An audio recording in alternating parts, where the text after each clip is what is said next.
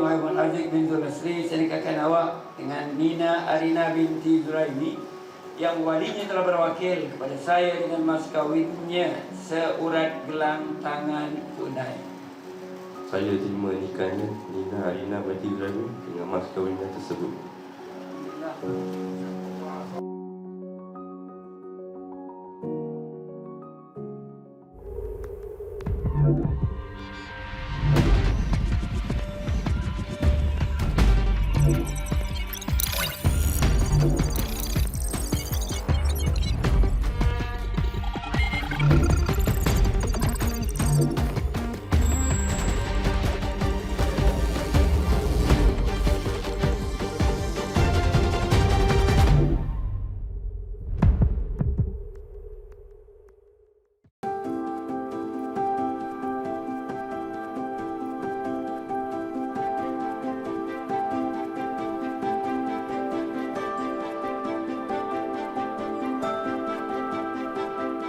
Saya ingat umur saya 26 tahun. Tahun 60 waktu itu tak ramai yang jadi pengiring. Biasanya dalam pejabat ni hanya saksi, wali dengan 2 mempelai. Jadi taklah gitu gugup sangat. Tapi rasa macam boleh ke tak? Itu adalah, tapi kita kena confidence lah. Selama pengalaman Ustaz bertahun-tahun menjadi kadi, berapa ramai pasangan yang telah pun diijab kabulkan? Saya buat satu anggaran sekitar 22,000. Wah, ramai tu. Dalam banyak-banyak 22,000 pasangan yang dinikahkan. Ada tak pengalaman yang mencuit hati ataupun pengalaman yang tak dapat dilupakan lah? Ada beberapa lah. Pertama, bila pasangan nak nikah di rumah, di flat HDB, bila sampai ke bawah, kemudian ada orang menunggu saya. Sehingga kan mereka akan mengiring saya naik ke atas lah. Tapi saya diberitahu oleh mereka bahawa pernikahan tak jadi.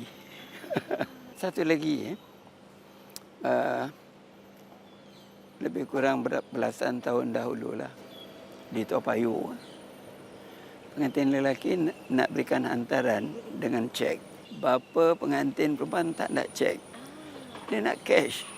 Jadi kalau satu kata nak cash, satu kata dia nak bagi cek. Kalau nak bagi dia nak cashkan pun dekat bank, hari itu dah petang, dia tak sempat. Jadi sebagai kadi, kita kena cari jalan tolak ansur lah. Selama Ustaz berkerjaya di sini sehingga hari ini, apa perubahan yang Ustaz lihat? Waktu mula-mula saya bekerja di ROMM, kita punya kadi-kadi yang lanjut umur lah. Dan mereka, pasangan boleh datang ke rumah mereka dan mereka boleh interview. Tapi bila tahun 69, satu perubahan di mana pengantin mestilah datang mendaftar di pejabat pernikahan. Kemudian bila tahun 2000 ataupun hujung tahun 1999 begitulah, telah computerization.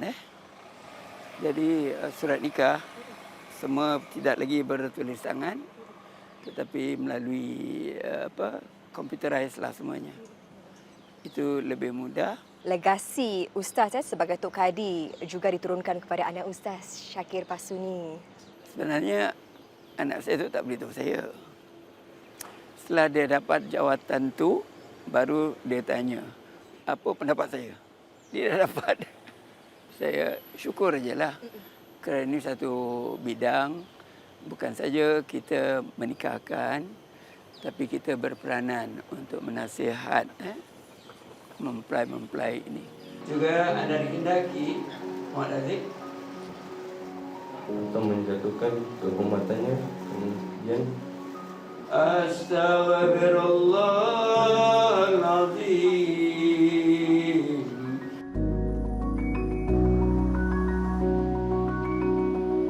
Bila kita melihat kepada keadaan masyarakat kita hari ini, mereka perlu lebih banyak sokongan yang bertujuan untuk menyedarkan mereka tentang tanggungjawab, tentang peranan, kerana kesibukan ibu bapa kadang-kadang mereka terlepas pandang bila nak kahwin, bila dah dekat masanya dah cukup duit. Itu adalah hanya 30% daripada persiapan. Jadi dan bila melihat tahun-tahun kebelakangan ini kursus-kursus rumah tangga kurang mendapat sambutan, itu menimbulkan kerisauanlah kepada mereka yang mengikuti perkembangan keluarga-keluarga Islam di Singapura lah.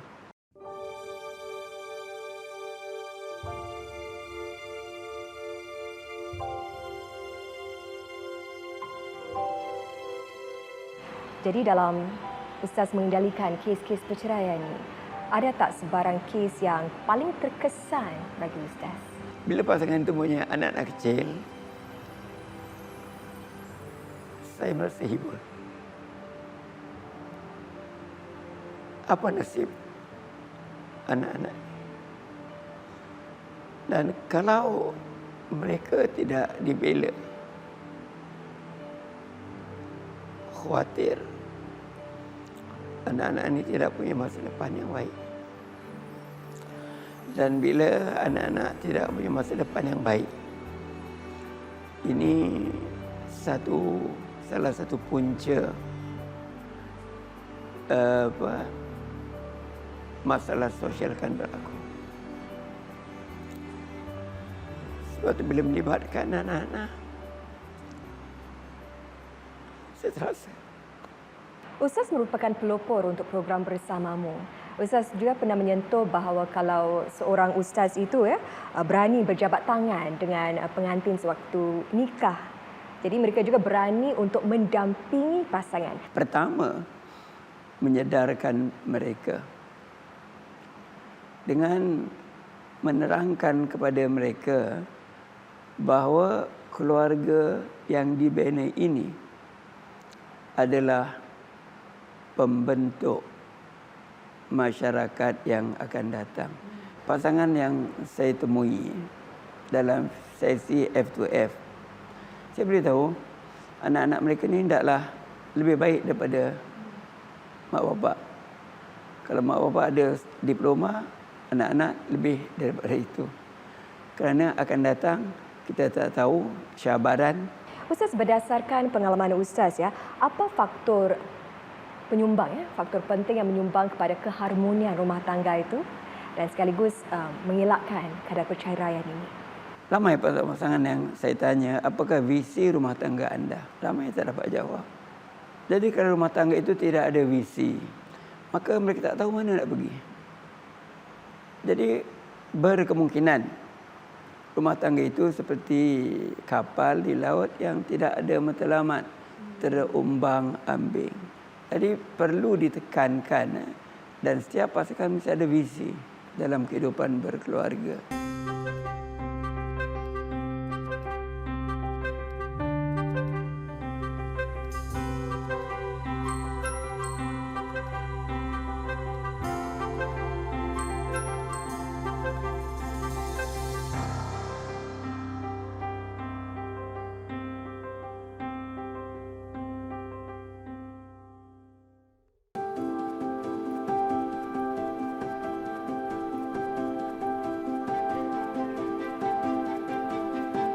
Zaman persekolahan dulu amat berbezalah dengan keadaan sekarang. Kita daripada keluarga miskin. Kita hendak kita berjaya. Dan kalau dulu di kampung tak ada elektrisiti, sebahagian pelajaran perlu dihafal Jadi terpaksa pakai lampu minyak tanah tu kan yang kecil tu. Hidupkan bangun pukul 4 pagi ke lepas tu untuk menghafal. Kerana menghafal salah satu rutin lah dalam madrasah. Memang cita-cita ustaz untuk menjadi ustaz sejak kecil lagi? Tidak demikian. Kerana pemilihan sekolah ni orang tua yang aturkan. Jadi sebab itulah bila saya umur dalam 11-12 tahun saya tanya orang tua saya, bapa hantar saya ke madrasah, kalau saya besar nak cari kerja macam mana? Kerana kawan-kawan sekampung semua sekolah Inggeris kan. Kemudian orang tua saya jawab, dia kata rezeki itu Tuhan yang tentukan. Tapi alhamdulillah lah, saya kira belum buat pilihan yang tepat untuk saya.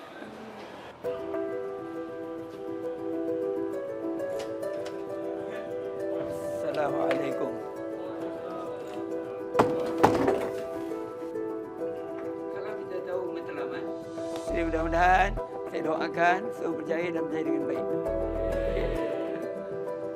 Ustaz Pasu ini mainkan peranan penting dalam skim pengiktirafan asatizah ARS dan kini merupakan pengerusi ARP pula. Cabaran asatizah dahulu dan juga asatizah mapan dan juga asatizah muda berbeza ya Ustaz. Apa antara cabaran terbesar yang dihadapi oleh asatizah dahulu?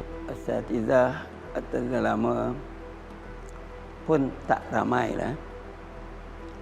Dan mereka juga tidak terdedah dengan alat-alat elektronik yang baru ni. Bila bandingkan mereka dengan sekarang ni dengan adanya ERB, semua asatizah perlu melengkapkan diri mereka atau perlu mengikuti kursus-kursus yang disediakan, bukan saja tentang konteks Singapura, malah isu-isu baru yang timbul dalam masyarakat. Menyentuh tentang cabaran hari ini seperti yang disebutkan oleh Ustaz itu contohnya teknologi, ledakan informasi, kita juga ada LGBTQ dan mendemokrasikan agama. Jadi bagaimana untuk terus mempersiapkan asatizah ini melangkah ke cabaran-cabaran yang kontemporari dan juga kompleks ini Ustaz? Pertama, apa yang kita nak siapkan? Yang kedua, adakah mereka bersedia untuk dilengkapkan? Yang menyiapkan mereka ini tak ada masalah. Kerana MUIS sedia membantu dan menyediakan. Tapi sikap mereka sendiri.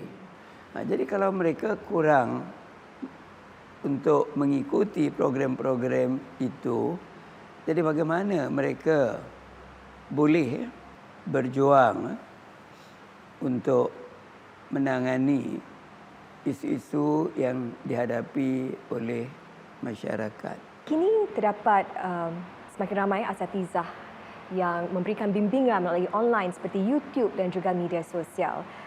Adakah ini satu perkembangan yang sihat Ustaz? Kalau tak berdakwah, buatlah dengan cara yang lebih baik, bukan just campakkan idea, berikan pandangan, terangkan hukum. Kita tahu salat itu wajib, dari segi hukum kita kena buat. Kemudian, apakah kesan salat dalam membentuk akhlak, membentuk kepribadian, membentuk keluarga, membentuk masyarakat? Ini yang kurang ditekankanlah. Apa pandangan Ustaz tentang asatizah dahulu contohnya mungkin takut dengan pemerintah? Pemerintah memerlukan asatizah. Umpamanya RRG kan, Religious Revitalization Group. Mereka membantu pemerintah, membantu Home Affairs khususnya untuk menangani isu-isu yang berkaitan dengan radikalisme ataupun fahaman-fahaman yang boleh meresahkan kehidupan masyarakat majmuk. Mereka bergantung kepada peranan asatizah. Artinya ada, kita katakan, symbiotic relation lah di antara pemerintah dengan asatizah. Jadi bukan kita takut kan. Cuma kita dalam kita memberikan kerjasama,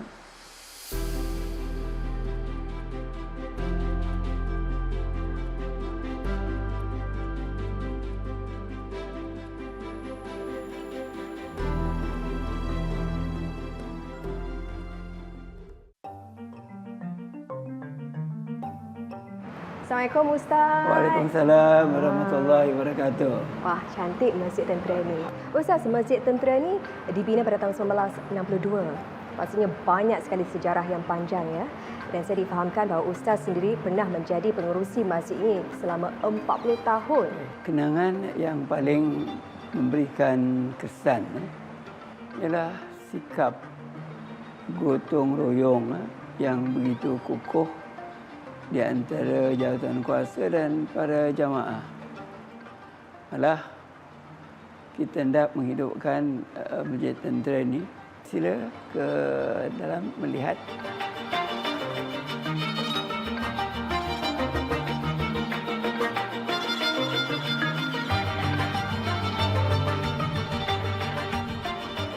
Sungguh pun masjid ini terpencil ni Ustaz. Banyak kegiatan diadakan dan saya difahamkan bahawa Masjid Tentera ini merupakan satu-satunya masjid yang mengusahakan program mudik ke hulu.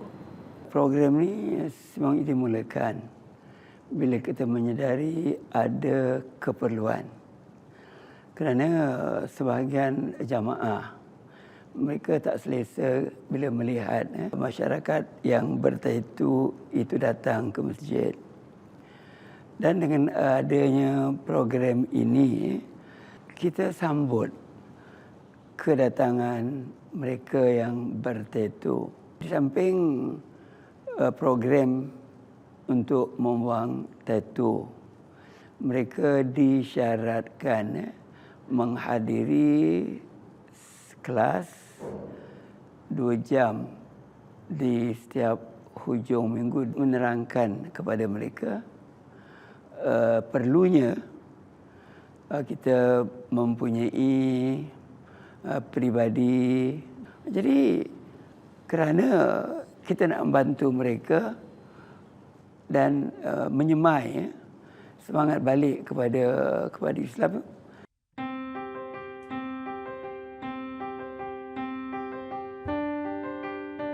Ustaz, masjid bukan sahaja tempat beribadah ya Ustaz, tapi juga tempat untuk berusaha untuk membina semangat masyarakat. Jadi dari pengalaman Ustaz sendiri, bagaimana untuk menarik khususnya golongan muda untuk terus giat ke masjid ni Ustaz? Golongan muda, kalau kita lihat sebelum ni, sebelum COVID, ramai budak-budak sekolah balik salat Jumaat. Selepas COVID, seolah-olah kita kehilangan.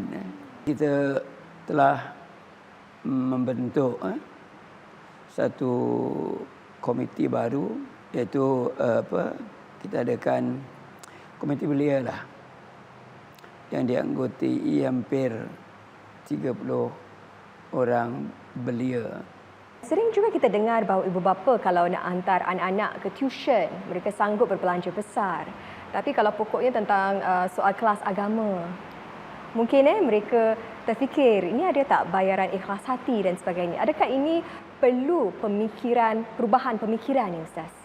Kalau kita kata ikhlas kan, itu tak wajarlah. Mereka kerana pandangan bahawa agama itu tahapnya yang kedua, pelajaran sekolah yang pertama. Jadi kerana itu bila ada exam aja sekolah, kelas agama dia tak datang. Kelas agama bukannya lama, 2 jam setengah. Itu berbalik kepada orang tua lah. Kita khawatir anak-anak itu disemai satu perasaan agama itu tak penting. Jadi pucuk pangkalnya bermula dari rumah ya Ustaz ya. Khusus bagi pembangunan keluarga ni, apa nasihat Ustaz untuk membina asas rumah tangga dan keluarga yang kukuh ni Ustaz? Perkahwinan ataupun kita kata bahasa mudahnya kalau kita tengok bab nikah. Bab nikah. Siapa yang digalakkan untuk bernikah? Memang semua orang digalakkan bernikah. Sesuai dengan hadis Rasul kan, wahai sekalian pemuda, siapa yang berkemampuan di antara kamu hendaklah bernikah. Jadi kemampuan itu bukan kemampuan keuangan, dia juga melibatkan kemampuan fizikal, dia juga melibatkan kemampuan spiritual, iaitu kemampuan rohani dan juga sikap sosial mereka lah. Ibu bapa juga memainkan peranan. Bila anak bernikah, kadang-kadang ada ibu bapa yang kata tanggungjawab dia dah habis kerana anak semua mereka dah nikah. Ini satu kesilapan. Bila anak semua dah bernikah, tidak bererti tanggungjawab ibu bapa itu dah habis. Ibu bapa naik pangkat jadi supervisor. Dia kena tengok anak yang dah bernikah tu macam mana keadaan mereka. Dia tak boleh campur tangan lah.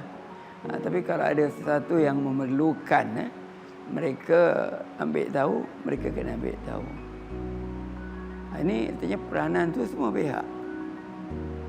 Jadi kalau nak bahagia, Akhir sekali Ustaz, mutiara kata Ustaz untuk generasi asatizah seterusnya, mampukah kita melahirkan generasi ulama yang bertaraf antarabangsa ni Ustaz? bila kita melihat keadaan hari ini, tidak mustahil untuk kita melahirkan ulama bertaraf antarabangsa. Kita tengok contoh dah ada. Kita punya mantan mufti, mereka beliau diundang dalam mesyuarat antarabangsa. Kita punya mufti sekarang pun tak kurang. Jadi kita perlu melahirkan mereka yang seperti ini. Yang boleh bukan saja sumbangan dalam negeri, malah fikiran mereka juga diperlukan untuk dikongsi dengan kelompok-kelompok atau masyarakat Islam di peringkat antarabangsa. Baiklah, terima kasih Ustaz Basuni Maulan, tokoh agama yang cukup kami segani ini kerana sudi bersama kami untuk rancangan Detik Personality kali ini. Ustaz, mari saya jemput kru saya untuk sama-sama bergambar Ustaz. Okay.